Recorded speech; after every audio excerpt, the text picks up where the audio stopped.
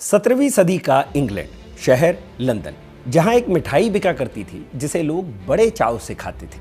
ये मिठाई थोड़ी सॉफ्ट और चिपचिपी होती थी, तो बेचने वालों ने साफ सफाई और हाथ चिपचिपा ना हो जाए इसलिए एक जुगाड़ निकाला।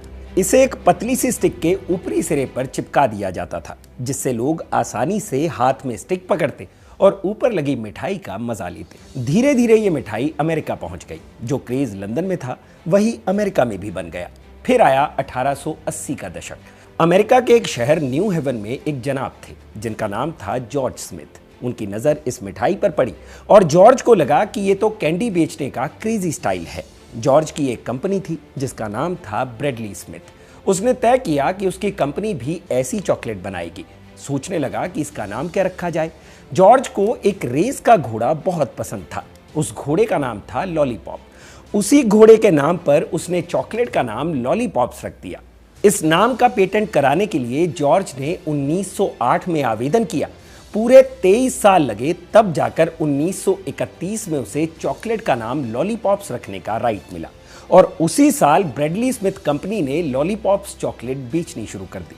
लंदन से निकला विचार अमेरिका में आकर नाम हासिल करता है, ब्रांड बनता है, फिर भारत तक आता है, जहां लॉलीपॉप्स लॉलीपॉप हो गया, जो बच्चे बच्चे की जुबान का दोस्त बना। स्वाद का ये जादू जब भारत पहुंचा तो खाने की चीज भर नहीं रहा, बल्कि भाषा में घुसपैठ कर गया। उपमा बन गया। टोपीबाजों की टोपीबाजी पर लोग चटाक से कहने लगे कि फलाने ने तुम्हें लॉलीपॉप पकड़ा दिया है। ये परिस्थितियों के लिए इस्तेमाल की जाने वाली उपमा भर रहा। लेकिन साल 2008 जब आया तब ये एक अलग ही शक्ल धारण किए दिखता है। टोपीबाजी की उपमा का रंग रूप ही बदल गया, क्योंकि राज्य बिहार के जिला आरा में एक नए नवेले गायक ने गाया, तू लगावेलू जब लिपस्टिक जिला टॉप लागेलू, कमरिया करे लपालप लॉलीपॉप लागेलू। नए नवेले गायक अब पुराने धुरंधर बन चुके हैं, इतने बड़े कि उनके बूते पर नए रियलिटी शोज बनते हैं और उसी जॉनर के स्थापित शो जिसके होस्ट सलमान खान है को चुनौती दे डालते हैं। तो किस्सा के इस एपिसोड में आज बात होगी मशहूर भोजपुरी सिंगर और एक्टर पवन सिंह की। पवन सिंह, जिन्हें उनके फैंस पावर स्टार कहते हैं। पवन सिंह जो शक्ति के स्रोत की नई परिभाषा गढ़ते हुए कहते हैं, पावर अहिजा से शुरू होला, अहिजा खत्म हो जाला। कहानी उस पवन सिंह की जो बताने से नहीं चूकते कि प्रखंड हो या जिला बबुआने से हिला, और उसी बबुआने के बूते सत्ताधारी पार्टी बीजेपी को बिहार में कायदे से हिला देते हैं। एक नजर पवन सिंह के शुरुआती करियर पर भी मारेंगे कि कैसे अजीत सिंह का भतीजा भोजपुरी का पावर स्टार बना। लॉलीपॉप गाना बनने की कहानी भी बताएंगे जिसने पवन को पवन सिंह बना दिया। खेसारी लाल यादव से उनकी राइवलरी के किस्से भी सुनाएंगे। क्या वजह है कि दोनों एक दूसरे से सिर लड़ाए रहते हैं? क्या पवन सिंह अपनी जाति के घमंड में खेसारी से दुश्मनी पाले बैठे हैं, या खेसारी का स्टारडम उन्हें इनसिक्योर करता है? क्या यह दुश्मनी अक्षरा सिंह की वजह से है? क्या पवन सिंह की वजह से ही प्रभुनाथ सिंह के भतीजे सुधीर सिंह ने खेसारी को मारने की धमकी दी थी? नमस्कार, मैं हूं भूपेंद्र सोनी और आप देख रहे हैं खबर गांव, और ये किस्सा है पवन सिंह का।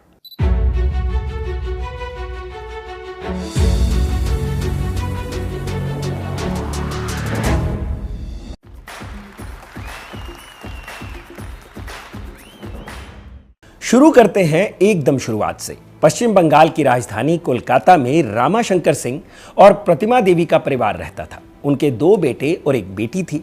5 जनवरी 1986 के दिन इस परिवार में एक और बच्चे का जन्म हुआ। बच्चे का नाम रखा गया पवन। पवन के एक चाचा थे अजीत सिंह। वो बिहार के आरा जिले में रहते थे और गाना बजाना करते थे। एक बार घूमने के लिए अपने बड़े भाई के पास कोलकाता गए। वहीं आस पड़ोस के लोगों ने बताया कि आपके गुण पवन में आ गए हैं। वो भी दिन भर गुनगुनाते रहता है। लोग बाग उससे जब तब गाना सुनते रहते हैं। बदले में कभी पैसा तो कभी मिठाई देते हैं। अजीत सिंह ने यह सुना और पवन के लिए प्लान तैयार कर लिया। उसे अपने साथ आरा ले आए, जहां पवन आरा के हरिजी हाता में 400 रुपए के किराए वाले कमरे में चाचा अजीत सिंह के साथ रहने लगे। उस वक्त पवन की उम्र महज 6 साल की थी। वहीं स्कूल में दाखिला हो गया, लेकिन स्कूल से ज्यादा वक्त अपने चाचा के साथ रत जगहों में बीतता था। अजीत सिंह कार्यक्रम करने जाते तो मंडली में पवन सिंह भी शामिल रहते। कार्यक्रमों में सब लोग गा बजा लेते थे। फिर देर रात एक गाना पवन भी गाते थे, छोटा बच्चा गले में मिठास। एकदम क्यूट कॉकटेल, लोग खूब पसंद करते। हौसला अफजाई के लिए इनाम वगैरह भी मिलता रहता था। किस्सा है कि हर कार्यक्रम में पवन की बारी देर से ही आती थी, तो जैसे ही रात चढ़नी शुरू हो पवन को नींद आने लगती। वो सो जाया करते। फिर उनके चाचा मुंह पर पानी छिड़क कर उठाते और स्टेज पर लाते थे।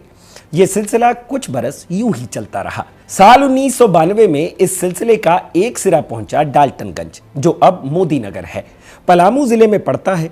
तब पलामू बिहार का ही हिस्सा था। साल 2000 में बिहार का विभाजन हुआ, झारखंड बना, तो पलामू भी झारखंड का हिस्सा हो गया।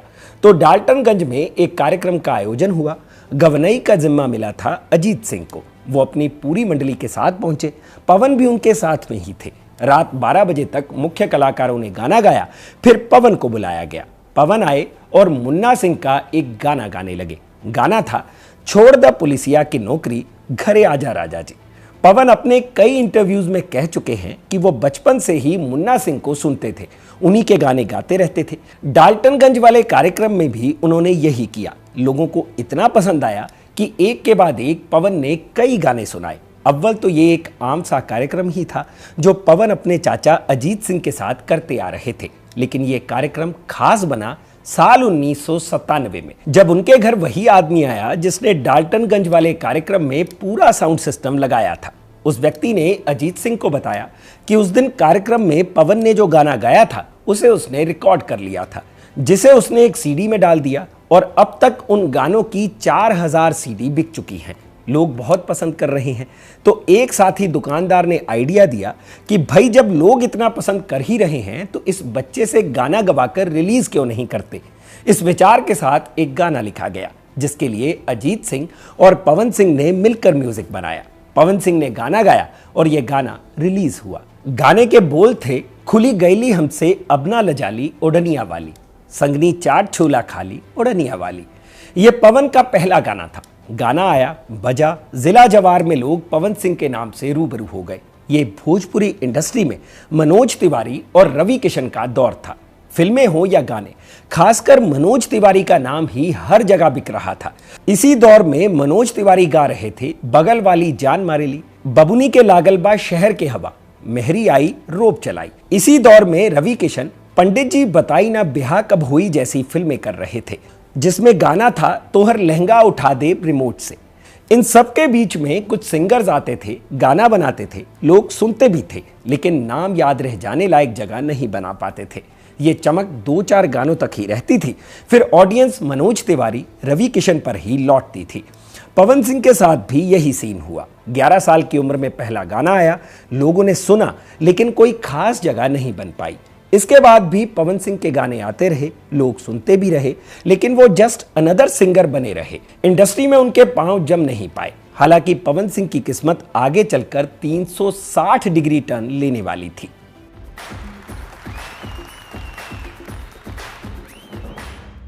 साल 2008 ओढ़निया वाली से जो शोहरत मिली और उसकी बदौलत जो गाने पवन ने बनाए उसकी चमक धुंधली पड़ने लगी थी। वो रोज सीडी कैसेट्स की दुकान पर जाते, नए नए गाने सुनते और घर वापस आ जाते। म्यूजिक कंपनियां अजीत सिंह से कहने लगी थी कि आपके भतीजे की सीडी बहुत नहीं बिक रही है।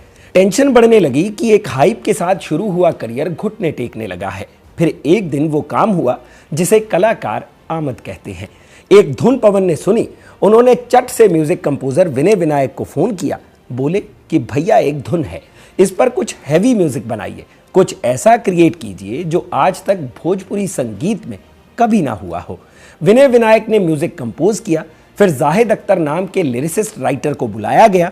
म्यूजिक जो बना था उस पर कुछ लिखने को कहा गया। लिखाई पूरी हो गई। पवन हद दर्जे तक उत्साहित थे, लेकिन उनके साथ रहने वाले म्यूजिशियंस बहुत खुश नहीं थे। उन्हें गाने का और छोर ही नहीं पता चल रहा था। कहने लगे कि यार इसमें अंग्रेजी काहे ठूस दिए हो। लेकिन पवन सिंह ने किसी की नहीं सुनी। गाना रिकॉर्ड हुआ और रिलीज हो गया। बहुत उम्मीदें थी, लेकिन रिलीज के बाद सारी उम्मीदें ठंडी पड़ गई, क्योंकि जो सोच थी कि कुछ ऐसा क्रिएट कर दो कि आज तक भोजपुरी में हुआ ना हो, वो हो नहीं पाया। जैसे उनके बाकी गाने चलते थे वैसे ही ये गाना भी परफॉर्म कर रहा था। सब शांत पड़ गए और आगे कुछ करने की तैयारी में लग गए। लेकिन जिस गाने को भूलकर सब आगे बढ़ने की कोशिश कर रहे थे, उसकी यात्रा शुरू हुई 6 महीने बाद। सीडी की डिमांड अचानक बढ़ने लगी। जहां तहां शादियों में, ऑर्केस्ट्रा में उस गाने की धुन लोगों के सर चढ़कर बजने लगी। लोगों की जुबान पर चढ़ गया। जब लगावेलू तू लिपस्टिक ही लेला आरा डिस्ट्रिक्ट, जिला टॉप लागेलू, कमरिया करे लपालप, लॉलीपॉप लागेलू। इस गाने ने पवन को रातों रात पवन सिंह बना दिया, भोजपुरी का नया सुपरस्टार। यह तय हो गया कि मनोज तिवारी, रवि किशन से लोग अब आगे बढ़ जाएंगे और जिस तक पहुंचेंगे वो पवन सिंह ही है। लॉलीपॉप वो गाना बना जिसके जरिए भोजपुरी एक बड़ी गैर भोजपुरी भाषी आबादी तक पहुंची। कितने ही ऐसे लोग मिल जाएंगे जो बताते हैं कि उन्होंने पहला भोजपुरी गाना जो सुना वो लॉलीपॉप ही था। उसका एक उदाहरण मैं भी हूं। पंजाब में उस वक्त ऑर्केस्ट्रा पर अगर हरियाणवी गानों के बाद कोई गाना बजता था वो पवन सिंह का लॉलीपॉप गाना ही था, और यही वो पहला भोजपुरी गाना था जो मेरे जैसे कई पंजाबियों ने सुना होगा। खैर, लौटते हैं कहानी पर। वो कहते हैं ना कि अचार जितना पुराना होता है चटकारापन उतना ही बढ़ जाता है। लॉलीपॉप गाने के साथ भी यही हुआ। ये गाना जैसे जैसे पुराना होता गया तैसे तैसे कल्ट बनता गया। बिहार और पूर्वांचल से बाहर निकलकर ये गाना ना सिर्फ भारत के अलग अलग शहरों में बजा बल्कि विदेश में पब और डीजे नाइट्स में भी बजा और लोग इस गाने पर झूमते दिखे। आज से 6 साल पहले की बात है। 2019 में जर्मनी में एक परेड के दौरान ये गाना बजा। जर्मनी के लोग इस गाने पर नाच रहे थे। जाहिर तौर पर उन्हें गाने के बोल नहीं समझ आ रहे होंगे, अगर कोई अपवाद हो तो अलग बात है, लेकिन लोग गाने की वाइब पर झूम रहे थे। ऐसे क्लिप्स कभी थाईलैंड के बाहर से आते हैं तो कभी चीन से। वेव म्यूजिक के ऑफिशियल यूट्यूब चैनल पर अब तक इस गाने को 25 करोड़ बार देखा सुना जा चुका है। यहाँ ये जानना भी जरूरी है कि रिलीज होने के लगभग 7 साल बाद 2015 में वेव म्यूजिक ने इस गाने को यूट्यूब पर अपलोड किया था। इस गाने का ऐसा क्रेज है कि देश या विदेश कहीं भी पवन सिंह ये गाना गाए बिना अपना शो खत्म नहीं कर पाते। कपिल शर्मा शो में जब भोजपुरी गानों की बात होती है तब भी लॉलीपॉप का ही जिक्र आता है। देखा जाए तो ये गाना पवन सिंह के स्टारडम की इमारत की सबसे पहली और सबसे बड़ी ईंट है, और जैसे ही ये ईंट जुड़ी उनकी गाड़ी दौड़ पड़ी। एक के बाद एक फिल्में आने लगी जिनमें वो हीरो बने। हालांकि लॉलीपॉप से पहले ही पवन सिंह का फिल्मों में डेब्यू हो चुका था। पवन सिंह खुद ही कहानी सुनाते हैं कि उनकी शुरुआत टी सीरीज के साथ हुई, लेकिन एक वक्त के बाद कंपनी के साथ मतभेद होने लगा। पहला विवाद पैसे को लेकर हुआ। वो चाहते थे कि कंपनी कॉन्ट्रैक्ट फीस बढ़ाए, लेकिन कंपनी इस पर राजी नहीं थी। दूसरा विवाद हुआ गानों को लेकर। पवन सिंह चाहते थे कि वो सीजनल गाने भी बनाए, जैसे होली आने पर होली के गाने, नवरात्रि में देवी गीत, छठ पूजा के वक्त छठ गीत, लेकिन कंपनी को सीजनल गानों में बहुत रुचि नहीं थी। तो इन दो मुद्दों को लेकर राहें अलग हो गई। टी सीरीज के बाद पवन सिंह की जुगलबंदी हुई वेव म्यूजिक के साथ। लॉलीपॉप गाना भी इसी कंपनी के साथ आया था। खैर, वेव के साथ कॉन्ट्रैक्ट होने पर उन्होंने भोजपुरी में फिल्म बनाने की बात कही। कंपनी को लगा कि पवन आने वाले दिनों में सितारा बनने वाले हैं, तो ये एक ठीक ठाक बिजनेस आइडिया भी था। इसी आइडिया के साथ कंपनी आगे बढ़ी और फिल्म बनी रंगीली चुनरिया तोहरा नाम के। 2004 में यह फिल्म रिलीज हुई। पवन सिंह अब बतौर अभिनेता भी भोजपुरी फिल्म इंडस्ट्री में एंट्री ले चुके थे। आगे बढ़ेंगे, लेकिन इस फिल्म के बारे में कुछ कमाल की ट्रिविया देख लीजिए। इस फिल्म में पवन सिंह के साथ जो एक्टर्स थे उनमें एक संजय मिश्रा भी थे। फिल्म के अंत में क्रेडिट्स देखेंगे तो पता चलेगा कि हिंदी फिल्म इंडस्ट्री के जो लेजेंड सिंगर्स हैं उन्होंने इस फिल्म में गाना गाया। नाम देखिए: उदित नारायण, सुरेश वाडेकर, पामेला जैन, रूप कुमार राठौर, कैलाश खेर।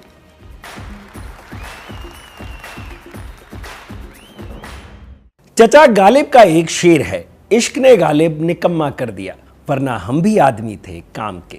शेरो शायरी से चलते हैं कई फैंस के लिए भोजपुरिया शेर वाली छवि रखने वाले पवन सिंह की ओर। गोया स्क्रिप्ट राइटिंग में होता यह है कि आप कोई शेर या कोई किस्सा सुनाते हैं तो उसे एक रेफरेंस की तरह यूज करते हैं, लेकिन पवन सिंह तो पवन सिंह है, अमूमन वाली कैटेगरी में तो आते नहीं। तो इसलिए अभी जो गालिब का शेर सुनाया इसे बस जहन में रखिए और साथ ही उनकी शादी और प्रेम कहानी के इर्द गिर्द हुए विवादों के बारे में सुनते चलिए। आप सारी चीजें खुद ब खुद ही कनेक्ट कर लेंगे। चलते हैं साल 2014 में, भारत के इतिहास में दर्ज होने वाला साल। भारत के राजनीतिक और सामाजिक बदलाव की कहानी जब भी लिखी जाएगी तो प्री 2014 और पोस्ट 2014 के रूप में लिखी जाएगी। देश की राजनीति बदली, समाज बदलना शुरू हुआ। एक बदलाव पवन सिंह की जिंदगी में भी हुआ। पवन भोजपुरी फिल्म इंडस्ट्री में स्थापित हो चुके थे। एक लोअर मिडिल क्लास परिवार का लड़का अपने टैलेंट के बूते पर स्टार बन चुका था। लाइफ सेटल, परिवार खुश। जिस बैकग्राउंड से वो आते हैं वहां किसी लड़के के नाम के साथ सेटल वर्ड जुड़ते ही शादी होना पक्का। पवन सिंह के साथ भी यही हुआ। मीडिया रिपोर्ट्स बताती हैं कि तब पवन अपने बड़े भाई की साली नीलम सिंह से प्रेम करते थे। नीलम का दूसरा नाम प्रिया था। दोनों का अफेयर चल रहा था तो दोनों परिवारों ने तय किया कि क्यों ना शादी कर दी जाए। 1 दिसंबर 2014 को पवन और नीलम की शादी हो गई। गाजे बाजे के साथ ब्याह हुआ। खुशी का माहौल था। मेहंदी का रंग चटक था और जब यह रंग कुछ कुछ हाथों पर बचा हुआ था तभी आ गई 8 मार्च 2015 की तारीख। राज्य महाराष्ट्र, शहर मुंबई, इलाका अंधेरी। एवरशाइन कॉम्प्लेक्स नाम की एक बिल्डिंग जहां पवन सिंह अपने परिवार के साथ रहा करते थे। 8 मार्च को वो कुछ काम से बाहर थे। घर पर सिर्फ नीलम, उनकी बहन, बहन का पति और बेटा था। रोज की तरह उस सुबह जब इन लोगों की आंखें खुली तो पता चला कि नीलम ने अपनी जिंदगी खत्म कर ली है। घर में मौजूद लोगों ने पवन सिंह और पुलिस को फोन किया। पुलिस घर पर पहुंची, पंखे से लटकती बॉडी को नीचे उतारा। उसके बाद अंबोली पुलिस स्टेशन के सीनियर इंस्पेक्टर रमेश खड़तारे ने बयान दिया। प्रिया को तड़के करीब 3 बजे उनकी बहन ने फंदे से लटकता हुआ पाया। प्रिया के इस आत्मघाती कदम उठाने का कारण अभी स्पष्ट नहीं है। उनके परिवार का कहना है कि उनमें डिप्रेशन के कोई लक्षण नहीं दिखे। प्रिया को फंदे से लटकते देखकर परिवार के अन्य सदस्यों ने पवन को सूचित किया, जो बाहर गए हुए थे। खबर मिलते ही पवन घर वापस आ गए। पवन सिंह अपने इंटरव्यूज में नीलम को याद करते हुए कहते हैं, वो देवी थी। जब वो गई तो मैंने भगवान के सामने खड़े होकर पूछा था कि हे प्रभु, मेरी इतनी परीक्षा क्यों ले रहे हो? मैंने क्या गलती की है? मीडिया रिपोर्ट्स में जब तक ये खबरें छपी कि नीलम डिप्रेशन में थी क्योंकि पवन सिंह फिल्मों और गानों की वजह से बहुत व्यस्त रहते थे और टाइम स्पेंड नहीं करते थे। हालांकि इन बातों को लेकर कभी कोई पुख्ता जानकारी नहीं आई। एक जानकारी 3 साल बाद साल 2018 में आई। मीडिया में खबरें छपी कि पवन सिंह उत्तर प्रदेश के बलिया जिले की रहने वाली एक लड़की से शादी करने वाले हैं। खबर पर मुहर भी लग गई। पवन और बलिया की रहने वाली ज्योति सिंह ने शादी कर ली। पवन सिंह के फैंस को लगने लगा कि उनके सुपरस्टार का घर बस गया है, लेकिन 2022 में दोबारा एक बम फूटा। ज्योति सिंह ने पति पवन और ससुराल वालों पर कई गंभीर आरोप लगाते हुए मुकदमा दर्ज करा दिया। बलिया सिटी पुलिस स्टेशन पर ज्योति ने ससुराल वालों के खिलाफ मुकदमा दर्ज करा दिया। ज्योति ने मुकदमे में आरोपों की झड़ी सी लगा दी। क्या क्या आरोप लगे, एक एक कर जान लेते हैं। पहला आरोप, मेंटल हैरेसमेंट। ज्योति का आरोप है कि शादी के कुछ समय बाद ही पवन, उनकी मां प्रतिमा देवी और उनकी बहन ने उन्हें प्रताड़ित करना शुरू कर दिया। आरोप है कि ये सभी लोग ज्योति को उसके रूप रंग को लेकर ताना कसते थे। दूसरा आरोप, demand of money. Jyoti Singh ने आरोप लगाया कि पवन सिंह की मां ने उसके मामा से मिले लगभग 50 लाख रुपए ले लिए। तीसरा आरोप, डिमांड ऑफ अ मर्सिडीज। आरोप है कि पवन सिंह और उनके परिवार ने ज्योति से मर्सिडीज कार की मांग की और इसके लिए परेशान किया। चौथा आरोप, अबॉर्शन। ज्योति का कहना है कि गर्भावस्था के दौरान उसे कुछ दवा दी गई जिससे उसका गर्भपात हो गया। उसने ससुराल वालों पर गर्भपात के लिए दबाव डालने का आरोप लगाया। पांचवा आरोप, इंस्टिगेशन टू कमिट सुसाइड। आरोप है कि उत्पीड़न, दुर्व्यवहार और दबाव के कारण ज्योति को आत्महत्या करने के लिए उकसाया गया। छठा आरोप, नेग्लेक्ट। ज्योति ने पवन सिंह पर उसके कॉल और मैसेजेस को नजरअंदाज करने का आरोप लगाया। कहा कि पवन सिंह ने उन्हें पूरी तरह इग्नोर करना शुरू कर दिया था। ज्योति सिंह ने यह आरोप मार्च 2022 में लगाए थे। बलिया में मुकदमा भी उसी वक्त दर्ज हुआ। 2022 में पवन सिंह ने आरा परिवार न्यायालय में तलाक की अर्जी दाखिल की। कोर्ट में पहले दोनों की काउंसलिंग कराई गई थी, यानी दोनों के बीच संबंध सुधारने की कोशिश की गई थी ताकि तलाक ना हो, लेकिन काउंसलिंग का कोई असर नहीं हुआ। उसके बाद मामले में ट्रायल शुरू हुआ।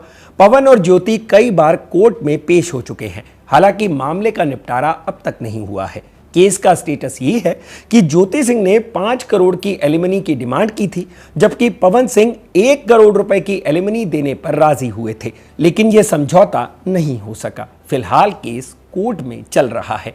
हाल ही में लखनऊ में एक कार्यक्रम की वजह से पवन सिंह सुर्खियों में थे।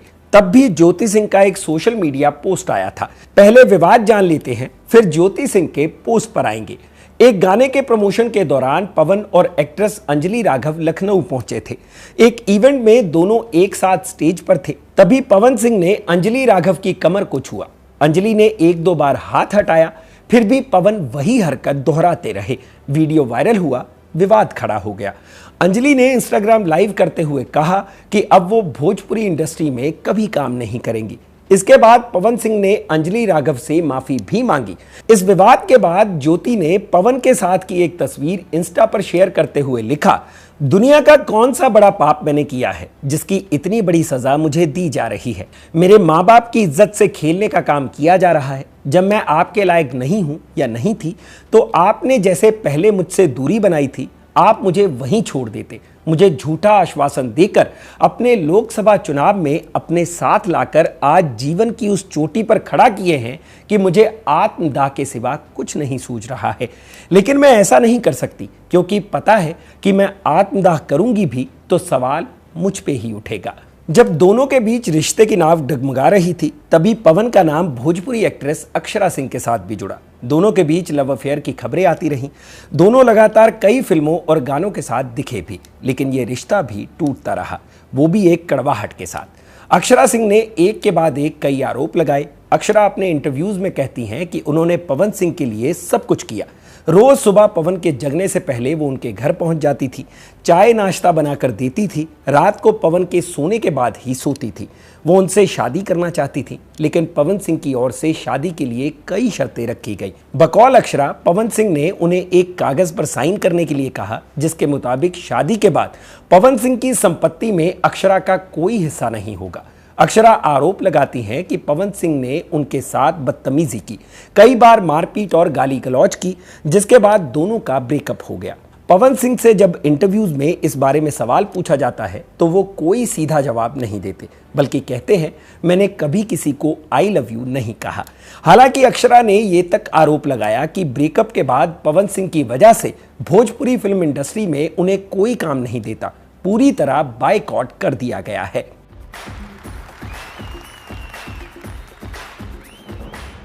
शोबिज की दुनिया अतरंगी होती है। यहाँ कंट्रोवर्सी कुछ लोगों को किल करती है तो कुछ को और कामयाब बना देती है। वो अंग्रेजी में कहते हैं ना, bad PR is also PR.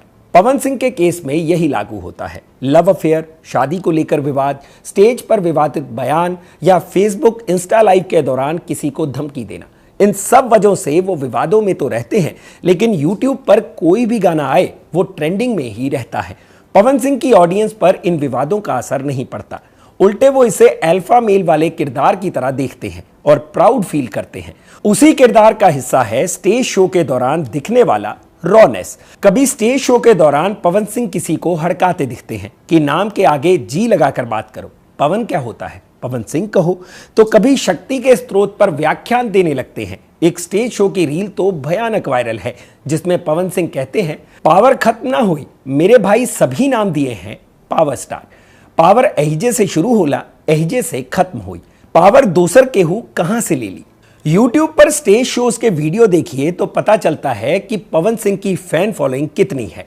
ठकम ठेल भीड़, उस भीड़ के सामने उनका हीरो होता है, एक ऐसा हीरो जिसे समाज की मोरालिटी की कोई परवाह नहीं है। उसका कंठ खुला हुआ है जिस पर कोई ढक्कन नहीं है, कोई पर्देदारी नहीं है। एक सर्टेन बैकग्राउंड और कंडीशनिंग के साथ आने वाली ऑडियंस जो करना चाहती है उसका हीरो स्टेज पर खड़े होकर कर रहा होता है, बिना ये सोचे कि कोई मिसोजिनिस्ट कहेगा या कुछ और। वो अपने साथ दर्जन भर एक्ट्रेस लेकर खड़ा होता है, जो मन में आए माइक से बोलता है, जो जी करे करता है, डबल मीनिंग गाना गाकर सिंगल मीनिंग बात भी कहता है।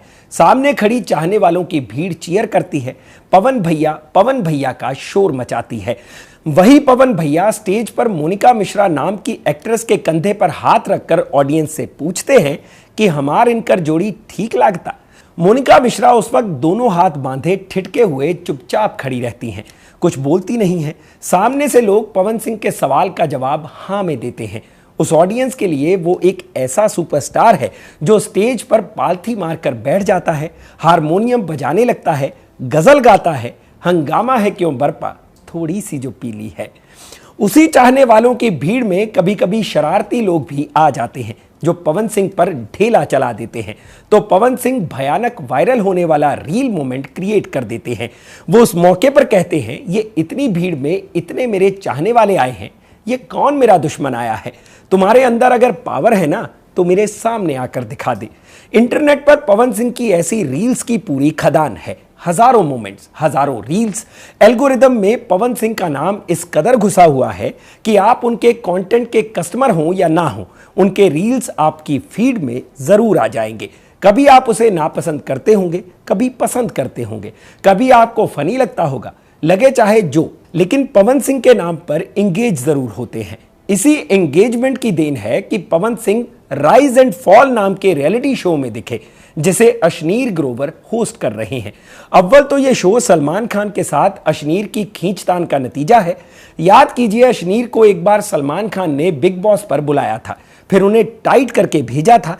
उसके बाद ये राइज एंड फॉल नाम का शो बना, जिसमें युजवेंद्र चाहल की ex wife Dhanashree, comedian Kiku Sharda, Udit Narayan के बेटे आदित्य नारायण और भी कई सोशल मीडिया इन्फ्लुएंसर्स और आर्टिस्ट शामिल हैं। पवन सिंह भी इस शो का हिस्सा थे। अब वो शो से बाहर हो चुके हैं। शो एकदम बिग बॉस के ही फॉर्मेट का है, लेकिन ये पवन सिंह के स्टारडम की ही देन है कि नया नवेला शो बना जिसने बिग बॉस को टक्कर दे दी। अशनीर ग्रोवर ने तो शो में यह दावा किया कि वो टीआरपी के मामले में नंबर 1 है, यानी सबसे ज्यादा उनका शो देखा जा रहा है। यानी सलमान खान के शो को उनका शो पीछे छोड़ चुका है। सलमान के शो की एक ब्रांडिंग है, सालों से एक तैयार ऑडियंस है। जितने दिन Pawan Singh rise and fall show का हिस्सा थे, इंस्टाग्राम पर उनके ही रील्स पसरे रहे। जब शो से चले गए हैं तब भी उनकी ही रील्स वायरल हैं। किसी रील में वो धनश्री को बता रहे हैं कि तुम साड़ी पहनकर बिंदी लगाओगी तो बहुत सुंदर लगोगी, तो कभी कह रहे हैं कि मेरे जीवन में कोई था जिससे तुम 75% मिलती जुलती हो। और फिर एक एपिसोड में पवन सिंह एलानिया तौर पर बताते हैं कि उनकी कीमत क्या है। पवन सिंह एक कंटेस्टेंट को समझाते हैं, तुम 5 घंटे भी चिल्लाओगे ना और 30 सेकंड चुप होकर भी पवन सिंह दिखेगा ना, तो उन 30 सेकंड्स की टीआरपी ज्यादा आएगी। पवन सिंह का यह स्टेटमेंट बताता है कि वो अपने स्टारडम और अपनी डिमांड से पूरी तरह अवेयर है। इस अवेयरनेस से ही निकलती है एक स्ट्रेटजी, म्यूजिक को लेकर एक नायाब रणनीति। पवन सिंह ये बात बखूबी जानते हैं कि वो आज जहां पहुंचे हैं वहां पहुंचने की शुरुआत गाने से ही हुई थी। वही जड़ है, इसलिए जड़ को नहीं छोड़ना है। तमाम फिल्में और शोज करने के बावजूद वो लगातार गाने रिलीज करते हैं, फिल्मिया गानों से इतर एल्बम बनाते हैं। हर तीज त्योहार पर पवन सिंह का नया गाना मार्केट में होता है और अलग अलग कार्यक्रमों में साउंड बॉक्स पर बज रहा होता है। म्यूजिक स्ट्रेटजी और सोशल मीडिया एल्गोरिदम की ही देन है कि बॉलीवुड में भी पवन सिंह की पूछ बड़ी है। स्त्री 2 में उनका गाना काटी रात मैंने खेतों में तू आई नहीं कितना बड़ा हिट रहा था, ये बताने की जरूरत नहीं है। लेकिन पवन सिंह का दमखम पता चलता है फिल्म मेकर के एक स्टेटमेंट से। स्त्री 2 के मेकर्स का बयान है कि पवन सिंह के गाने की वजह से उनकी फिल्म को हाइप मिला, जिसकी वजह से फिल्म ब्लॉकबस्टर साबित हुई। इसके बाद पवन सिंह ने विक्की और विद्या का वो वाला वीडियो फिल्म में चुम्मा गाना गाया। हालांकि हिंदी फिल्मों में गाना गाने वाले पवन सिंह पहले सिंगर नहीं हैं। उनसे पहले मनोज तिवारी ये काम कर चुके हैं और पीछे जाएं तो 90s में शारदा सिन्हा ने भी सलमान खान की फिल्म हम आपके हैं कौन में गाना गाया था। हालांकि अब ये ट्रेंड ज्यादा विजिबल है क्योंकि पवन सिंह के बाद अब खेसारी लाल यादव भी बॉलीवुड फिल्म में गाना गा रहे हैं। 2 अक्टूबर 2025 को वरुण धवन और जानवी कपूर की फिल्म सनी संस्कारी की तुलसी कुमारी रिलीज होने वाली है। इस फिल्म में खेसारी लाल यादव ने पनवाड़ी गाना गाया है। गाना YouTube पर आ चुका है। गाना खूब सुना जा रहा है। बॉलीवुड में भोजपुरी की डिमांड बढ़ी हुई है, खासकर 2 कलाकारों की वजह से, पवन सिंह और खेसारी लाल यादव।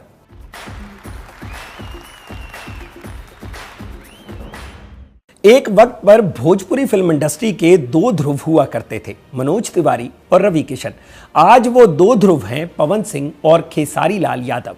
2014 में आई प्रतिज्ञा 2 में पवन और खेसारी पहली और आखिरी बार एक साथ देखे गए थे।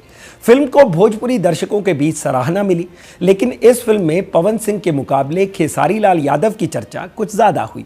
इसके बाद से दोनों के बीच रार छिड़ गई। अब दोनों एक दूसरे पर बयानबाजी करते रहते हैं। खेसारी अपने इंटरव्यूज में कहते हैं कि पवन सिंह से उनका रिश्ता बाली और सुग्रीव जैसा है।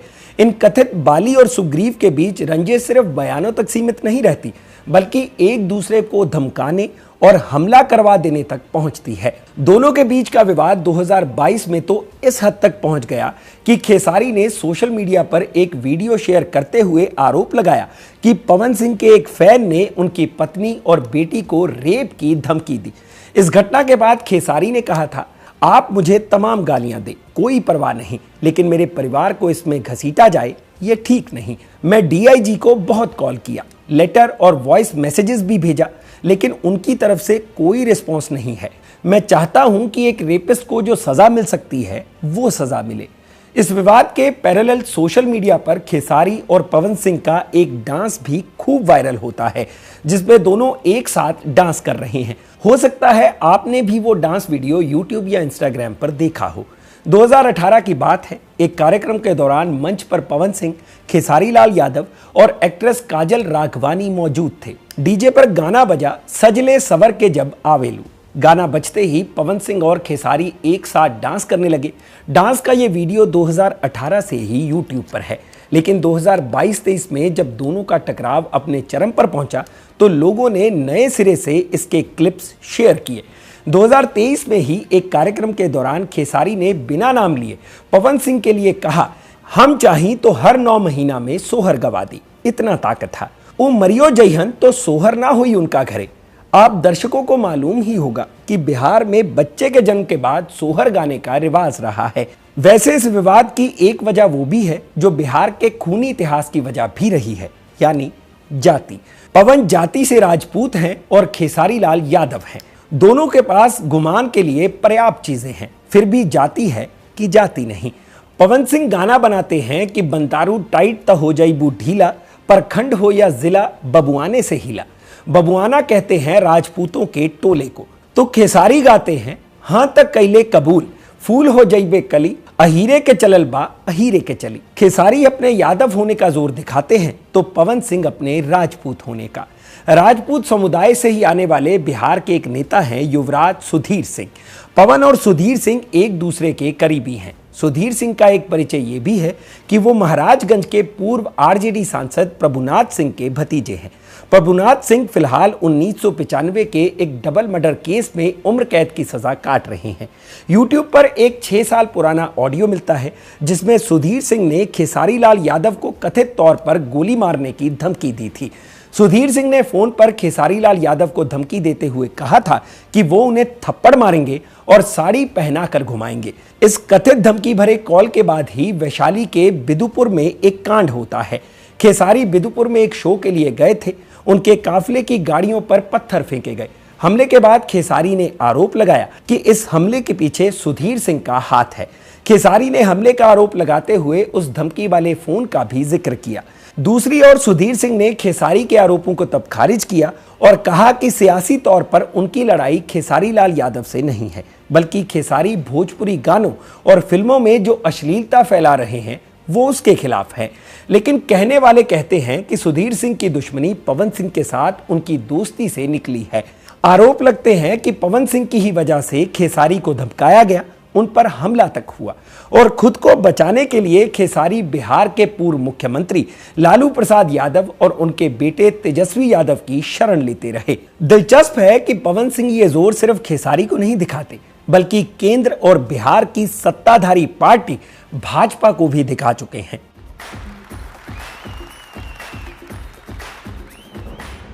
पवन सिंह अपने मनोज तिवारी, रवि किशन और दिनेश लाल यादव निरहुआ सरीखे सीनियर्स की तरह सियासी पारी खेलना चाहते हैं। उनकी पूरी कोशिश है कि वो अपने इन तीनों साथियों की तरह ही भगवामयी हो जाएं। 2 बार मौका भी बना, लेकिन कहावत है कि हाथ को आया मुंह ना लगा। यही हर बार पवन सिंह के साथ हो जाता है। कम से कम पिछले 2 चुनावों की कहानी तो यही रही। साल 2019 की कहानी सुनिए। दिल्ली में होली का एक कार्यक्रम चल रहा था। कार्यक्रम खत्म हुआ तो उन्हें एक आमंत्रण मिला। बुलावा भाजपा मुख्यालय से था। पवन सिंह रंगीन हुए ही पार्टी कार्यालय चले गए। एक कमरे में बुलाया गया। पार्टी के कुछ सीनियर नेता पहले से ही मौजूद थे। उनकी चुनावी दिलचस्पी को लेकर बातें हुई। फिर नेताओं ने बताया कि पार्टी इस बार लोकसभा चुनाव में आपको पश्चिम बंगाल की हावड़ा सीट से चुनाव लड़ाने का सोच रही है। पवन सिंह ने हामी भर दी। पवन सिंह आश्वस्त थे कि टिकट मिलेगा। पार्टी की ओर से कॉन्फर्मेशन मिला, लेकिन जिस दिन टिकट अनाउंस हुआ पवन सिंह का रंग उतर गया। पार्टी ने हावड़ा सीट से रंतीदेव सेन गुप्ता को टिकट दे दिया। पवन को मिला आश्वासन, अगली बार मौका मिलेगा। अगला मौका बना साल 2024 में। बीजेपी ने फिर पवन सिंह को बुलावा भेजा। फिर उसी पश्चिम बंगाल की बात छिड़ी। इस बार सीट थी आसनसोल की, जहां से तृणमूल कांग्रेस के शत्रुघ्न सिन्हा चुनाव लड़ते हैं। पवन सिंह ने आसनसोल के लिए भी हामी भर दी। पार्टी ने टिकट अनाउंस कर दिया, लेकिन टिकट अनाउंस होते ही बवाल मच गया। बंगाल की महिलाओं को लेकर बनाए उनके गानों पर सवाल उठने लगे। मुद्दा बना कि पवन सिंह बंगाल की महिलाओं का सम्मान नहीं करते और बीजेपी उन्हें ही चुनाव लड़ा रही है। फिर क्या, कुछ करीबी लोगों का फोन गया, कहा गया कि आप खुद ही टिकट वापस कर लीजिए, पार्टी टिकट छीनना नहीं चाहती। एक तरह हाथ हींट कर टिकट वापस ले लिया गया। लेकिन पवन सिंह 2024 में 2019 रिपीट होते नहीं देखना चाहते थे, तो उन्होंने इसे फिल्मी प्लॉट में तब्दील कर दिया। बिहार की काराकाट लोकसभा सीट से निर्दलीय चुनाव लड़ने का ऐलान कर दिया। चुनाव हुआ, पवन सिंह तो नहीं जीते, लेकिन काराकाट में एनडीए के उम्मीदवार उपेंद्र कुशवाहा को भी नहीं जीतने दिया। पवन सिंह की बगावत का असर सिर्फ एक सीट पर नहीं दिखा, बल्कि आरा से मोदी सरकार में मंत्री रह चुके आर.के. सिंह भी चुनाव हार गए। पवन सिंह अपने इंटरव्यूज में कहते हैं कि उन्हें अपनी हार का कोई दुख नहीं, बल्कि वो बहुत खुश हैं। पवन सिंह इलेक्टोरली तो पब्लिक के रिप्रेजेंटेटिव नहीं बन पाए, लेकिन सोशली और माइंडसेट के लिहाज से वो एग्जैक्ट उस सोसाइटी के रिप्रेजेंटेटिव हैं जो उनकी ऑडियंस है, जो उन्हें पावर स्टार कहती है और ये कहने का कॉन्फिडेंस देती है कि पावर यहीं से शुरू होता है, यहीं खत्म हो जाएगा, कोई और पावर कैसे ले लेगा। लेकिन हीरो को याद रखना चाहिए फिल्म मकबूल का वो डायलॉग, शक्ति का संतुलन बना रहना चाहिए, आग के लिए पानी का डर जरूरी है। आगे ऐसी हरकतें करते हुए पवन सिंह को पानी का ख्याल रखना चाहिए, पानी जो आंख में होता है। स्टेज पर साथी महिला कलाकार के शरीर को छूना, किसी महिला कलाकार को पकड़ लेना, गानों में मनोरंजन के नाम पर फूहड़ता परोसना, ये करने से पहले पवन सिंह सोच सकते हैं कि उन्हें अब इस तरह के चीप ट्रिक्स की जरूरत नहीं है। वो जिस मुकाम पर है वहां पहुंचने के बाद भोजपुरी में शानदार और साफ सुथरा काम भी कर सकते हैं, बशर्ते कि पवन सिंह को पहले यह समझ आए कि तहरा गहिर ढोरी में बियर डार दही टाइप गाने फूहड़ होते हैं। तो ये था पवन सिंह का पूरा किस्सा। आपकी पवन सिंह को लेकर क्या राय है, हमें कमेंट सेक्शन में जरूर बताएं। उनका स्टारडम, उनके गाने, फिल्में और स्टेज शो, इन सब पर आप क्या सोचते हैं वो भी बताएं। क्या आप भी पवन सिंह के फैन हैं या उन्हें पसंद करते हैं? जब आप हाँ में हो तो बताइएगा अपना फेवरेट गाना या फिल्म। किस्सा का ये एपिसोड लिखा था मेरे साथी आकाश कुमार ने और इसे कैमरा के पीछे रिकॉर्ड किया है मेरे साथी इरशाद ने। किस्सा के इस एपिसोड को प्रोड्यूस करने में और भी कई साथियों का योगदान रहता है, तो उनके नाम आप स्क्रीन पर देख सकते हैं। बाकी इस गले के लिए मैं माफ़ी चाहूँगा। कोशिश करूँगा कि अगली बार गला और तर कर आप तक आया जाए और तबीयत ठीक हो। मुझे इजाज़त दीजिए। मैं हूँ भूपेंद्र सोनी। शुक्रिया।